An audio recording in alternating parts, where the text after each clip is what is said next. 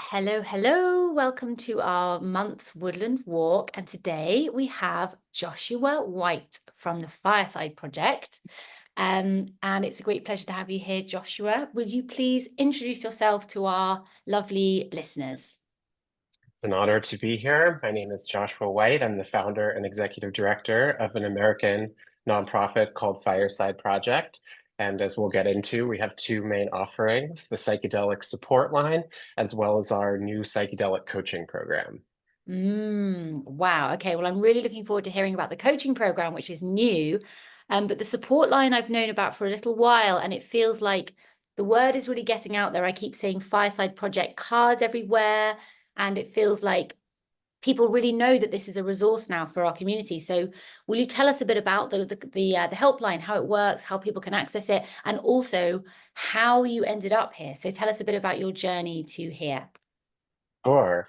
So the psychedelic support line has been operating since April 2021, and we provide free support to people who are in the midst of psychedelic experiences, but also people who are wanting to process past psychedelic experiences, whether those journeys occurred a day ago or a decade ago. And we have people really calling in or texting in about a full range of those. Our service is offered for the moment only in the United States, but we hope that in the long term we can expand to other countries. One of the amazing things about the support line is that it is staffed by volunteers. So volunteers come and spend about 250 hours with us over the course of a year. And that includes a 50-hour upfront foundational skills training, as well as the same 4-hour shift every week for a full year. And so we kind of believe that the best way to get good at providing psychedelic support is to actually provide psychedelic support and to do it with the supervision of a really skilled supervisor, to do it in community with fellow volunteers, and to really get regular feedback to help you identify and work on growth edges. Um, so we've been operating, as I said, for about 3.5 years at this point. We've had roughly 30,000 conversations. It's split pretty evenly between people tripping and people integrating past trips. And I do really want to emphasize, we do integration support. It's one of the fascinating things about telling people about the support line is everyone's mind goes straight to it's a bad trip hotline. And I really invite people to think more broadly about the support line. You can be having a really challenging journey, or you could be having a beautiful journey. You could be having a really challenging integration process, or you could be simply wanting to talk. And actually, about a third of our callers tell us that they have a therapist, but they're looking for supplemental support, either because their therapist's office may be closed or because they can't trust that their therapist will be like deeply validating of their psychedelic experiences. About 55% of our calls involve mushrooms, and let's see, I think another 15% involve LSD, and then there's a whole vast smattering of other different psychedelics. So that's a little bit about the support line. Roz, does that Yeah, cover it, you think? yeah, no, that's really good for, and particularly for people to know that it's for actually in sessions or just after them, or I'm also guessing just before as well, if people wanted to have some kind of, do you have people wanting preparation support ever? Kind of checking in with We questions or just, last minute anxieties before? Thanks for asking about that. We do have people asking for preparation support, but we don't provide it for legal reasons. We, as a American charity, we have to make sure that we're complying with federal law and that we're not encouraging people to engage in conduct that may be illegal. So for the support line, we've kind of taken this very sort of conservative view, and we don't talk to people before their journeys. That makes a lot of sense. So, but afterwards, just afterwards, and also a long time afterwards, it's a free service. People can just phone up and speak to someone who is a volunteer, but who's being supported and supervised by really amazing psychologists that you told me all about before as well. So you have a really good infrastructure to make sure that people are getting really good support when they phone up your line. Totally. And, really, what so many people ask, what happens when someone reaches out? And, the answer is we meet them wherever they are. We don't have any agenda. Our goal is not to de-escalate people. It's simply to be radically, compassionately with someone, to create that kind of non-judgmental space for them where you communicate that all emotions are okay. And I think that's really that non-directive, compassionate, relational approach can really empower callers to turn towards their experience with curiosity and compassion. And I really do think that no matter what sort of career one wants to go into in the world of psychedelic support, whether it's a therapist, a social worker, a medical doctor, the foundations for providing psychedelic support, I really think are the same. Being non-judgmental, not having a destination in mind, because who are we to have a destination? This is really all about being alongside of someone. And actually, the name of our organization, Fireside Project, is meant to kind of telegraph that, the notion of when you're beside the fire with someone, how do you feel? You feel warm, you feel safe, you feel a sense of connection and community. So I think our organizations, Roz, are sort of in some ways like siblings or cousins, that role of connecting deeply to nature and connecting deeply to this really like very foundational human experience of simply being with fellow humans beside a fire. Yes. Oh, yes. We're definitely sitting around the fire together for sure. I like that idea of all of our ASA and Fireside people all sitting around a huge fire together. So tell us, go. Surrounded by trees. Oh, yes, lots of trees around us in their shelter. And I'm going to ask about your coaching program, but before then, tell us a little bit. I know this story from when we met, but tell us a story of how you, because you, yeah, tell us about your former work, your former professional life, and your journey to where you are now. Sure. So I spent the first 15 plus years of my professional life as a lawyer. Believe it or not, I represented the city and county of San Francisco in a variety of contexts, doing businesses exploiting vulnerable communities and serving as general counsel to different city departments. And I really loved my job. I thought it was meaningful and impactful. But I think what I came to realize over time is that psychedelics held a much deeper place in my heart. And I thought that the potential that psychedelics have to create a more loving and interconnected world was just so significant. And that came from my own psychedelic experiences, which started about 25 years ago. But also, for me, it was always the combination of therapy where I could process my experiences and then community where I could further process my experiences. And so it was that synergy between the two that caused me to think, okay, I should leave my career as a lawyer. But of course, I wasn't going to do that without actually seeing if I liked providing emotional support.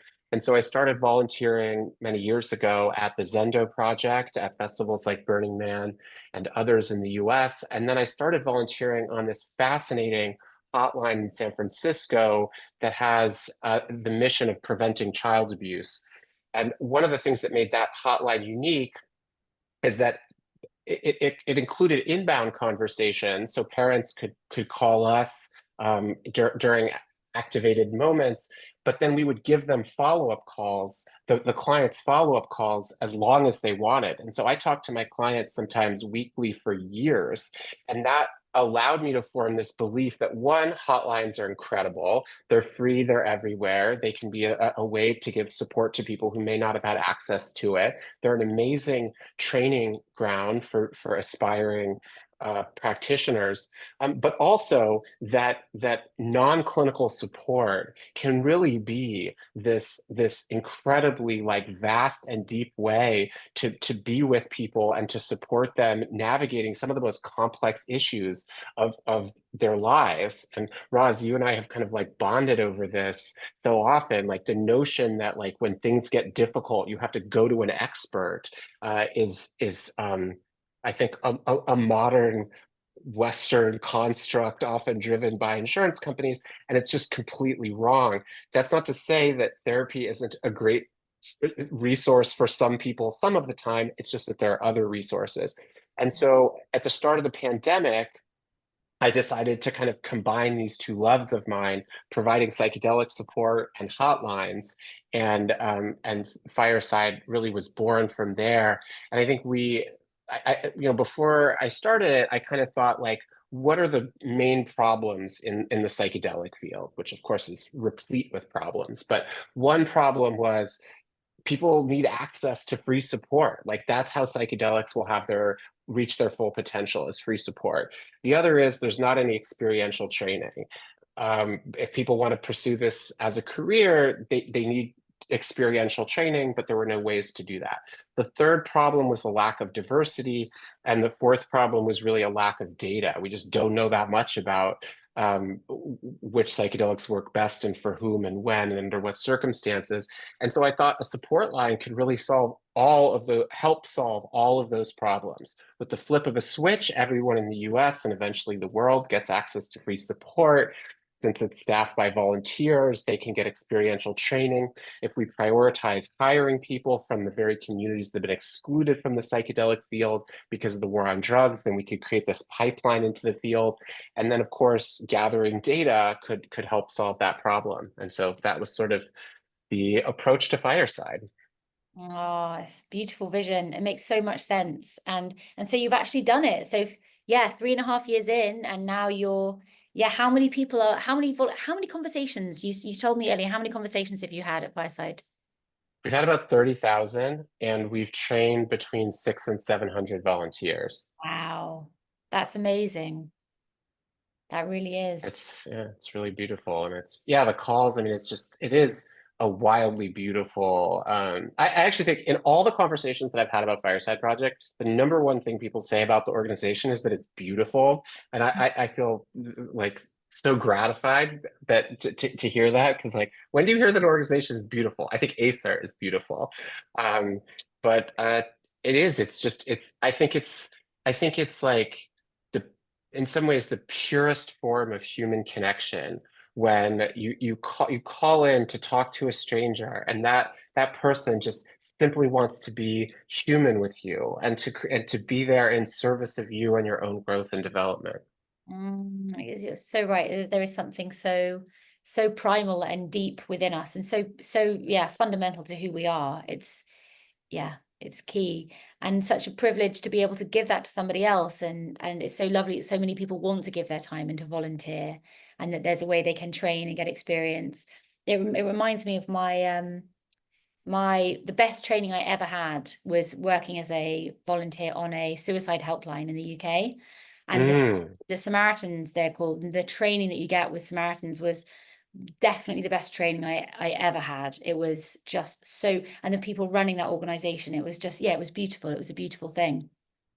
And yeah, and the training needs to be amazing, doesn't it? Because that's the thing. The training needs to be amazing because you're working with people from all different kind of backgrounds. So you don't take anything for granted. It's like the basic human principles of how to be alongside rather than overly intrusive, how to befriend and support rather than try and direct or influence.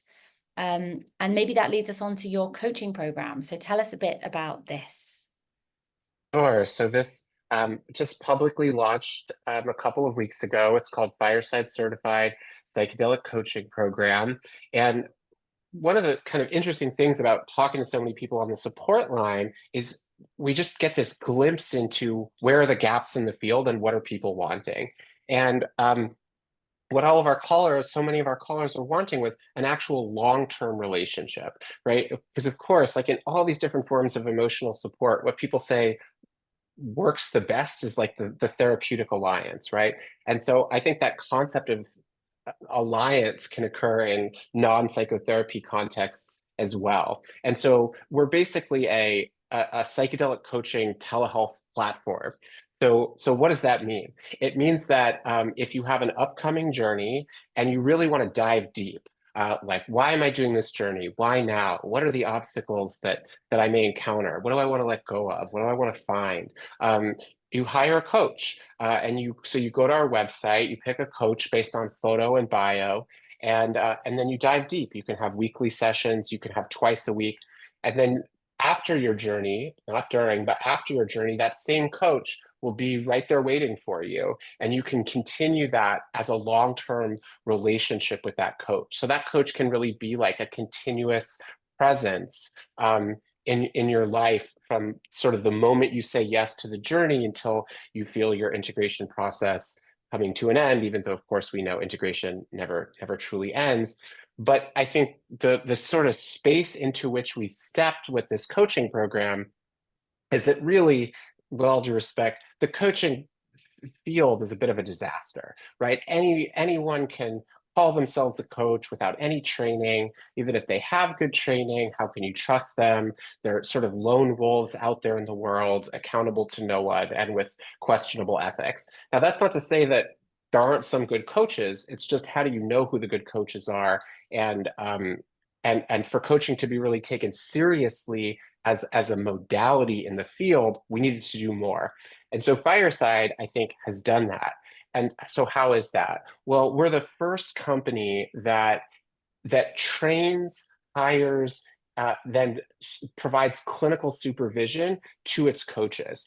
So every coach has to go through a 30-step, 300-hour process. So that means they have to spend a full 250 hours as volunteers on the support line, developing their skills, getting feedback, working on their growth edges. Then if they're good, they go through a hiring process that includes a holistic review of their time on the line, a written application, a 1 hour interview, then additional upfront training.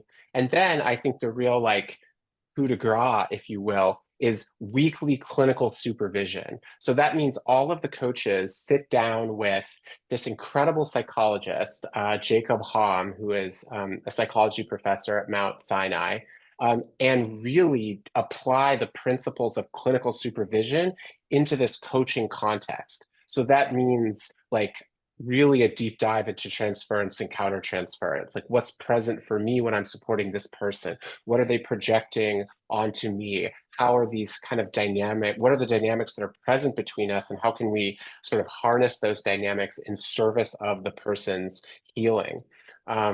Yeah, so we've had about 70 sessions so far, and it's really a range of people. It's some people who are going to be taking ketamine in a clinical context. It's other people who are going to or coming back from retreats. It's people who are doing solo journeys, guided journeys. Because really, I think with the exception of Acer, there's just no other place that takes integration seriously. And like 2 sessions is not taking it seriously.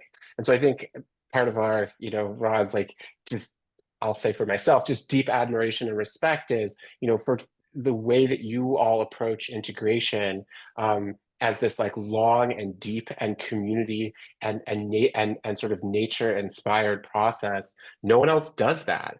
And Fireside, and actually I think as we've sort of discussed, the partnerships that could exist between a group approach like Acer has and an individual approach like Fireside has can really synergize, because there is no one way. And I think the synergy between group and individual conversations can be so powerful for some people. Yeah, totally. And I'm so excited to see how this works when people, they really, because you can go from one to the other and need a bit more individual and need a bit more group. But really, I suppose the ideal thing is, given the huge potential of these experiences, to actually have both, to Oh have yeah.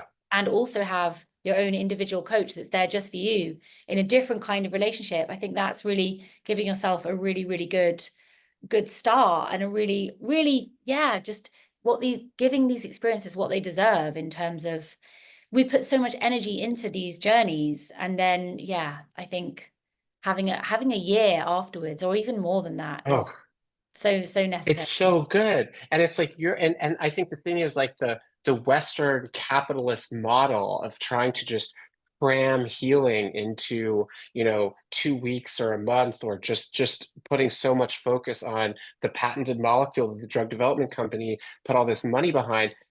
that's the exception across human history, right? Where for so long, in indigenous communities, of course you would spend a lot of time preparing, and of course you would spend a lot of time integrating, and it was just sort of part of the fabric of your community, and that included group conversations, it included individual conversations. And so I think like Acer's approach, Fireside approach is really this like, it's really like looking to indigenous approaches, indigenous ways of knowing.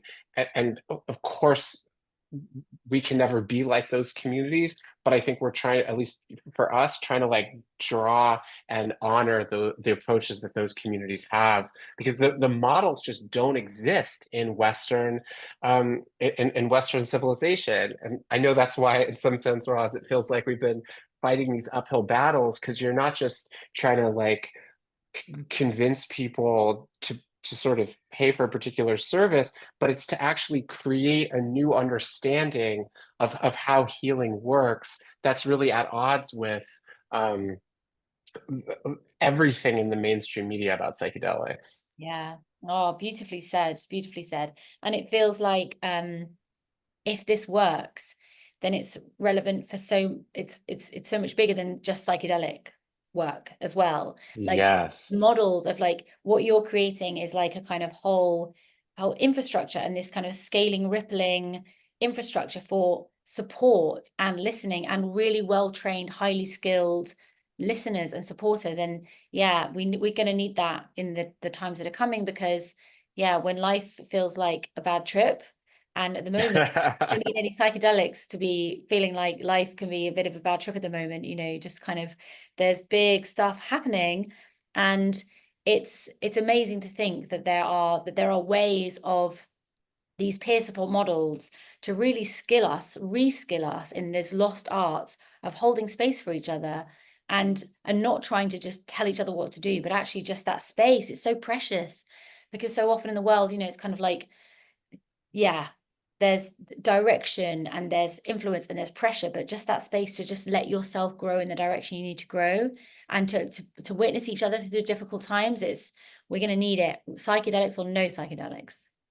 Totally. And I think like I love what you said, that these approaches can be valuable to the psychedelic field, but also beyond the psychedelic field. I mean, my hope is that like in a few years there won't be a psychedelic field. Like there'll just simply be a human field, and a health and healing and transformation field. I don't know if we'll get there, but that's the hope anyway.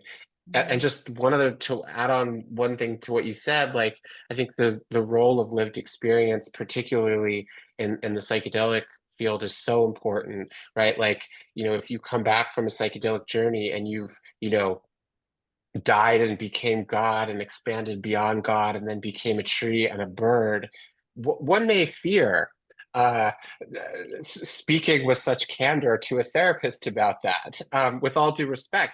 But I think like having someone who has had those kinds of like tectonic psychedelic transformational experiences allows for like a fulsome sharing that yeah, is I think highlights the importance of these like non-clinical forms of support that Mm. can complement the amazing and deep work that one can do in therapy.